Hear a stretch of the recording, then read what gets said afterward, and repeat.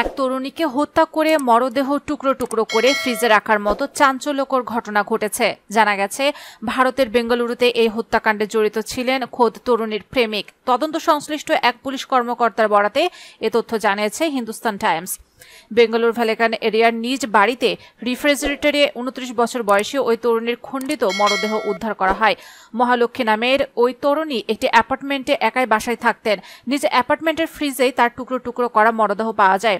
পুলিশের ধারণা, 2-3 দিন আগে এই হত্যাকাণ্ড ঘটেছে। ঊর্ধ্বতন কর্মকর্তারা ঘটনাস্থলে পৌঁছে এলাকাটি সিল করে দেন। তদন্তে সহায়তা করার জন্য ফরেনসিক দল এবং একটি ডগ স্কোয়াড মোতায়েন করা হয়েছে। নিহত মহালক্ষ্মী একটি শপিং মলে কাজ করতেন বলে জানা গেছে। স্বামীর সঙ্গে বিচ্ছেদের পর একাই বসবাস করতেন তিনি। কর্তৃপক্ষ তার হত্যার বিষয়ে সহকর্মীদের জিজ্ঞাসাবাদ করছে। এদিকে বেঙ্গালুরু পুলিশ জানিয়েছে, মহালক্ষ্মী নামের ওই তরুণী তার প্রেমিকের হাতে খুন হয়েছে বলে ধারণা করা হচ্ছে। নিহতের স্বামীর দেওয়া তথ্য অনুযায়ী এমনটা জানা গেছে। খুনি নিহত তরুণীর পরিচিত ছিলেন বলেও জানিয়েছে পুলিশ। এদিকে Bengaluru police commissioner B Dayanand জানান, প্রধান সন্দেহভাজনকে শনাক্ত করা হয়েছে এবং তাকে গ্রেফতার চেষ্টা চলছে। সে একজন বহিরাগত, তবে তদন্তের কারণে বিস্তারিত জানাননি তিনি। তবে পুলিশ সন্দেহ করছে যে অপরাধী পশ্চিমবঙ্গে লুকিয়ে থাকতে পারে।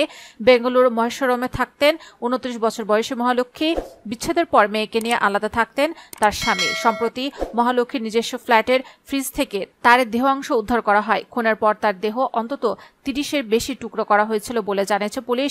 টুকরো মরদেহ উদ্ধার কয়েকদিন আগেই এ খুন হয়েছে বলে ধারণা করা হচ্ছে।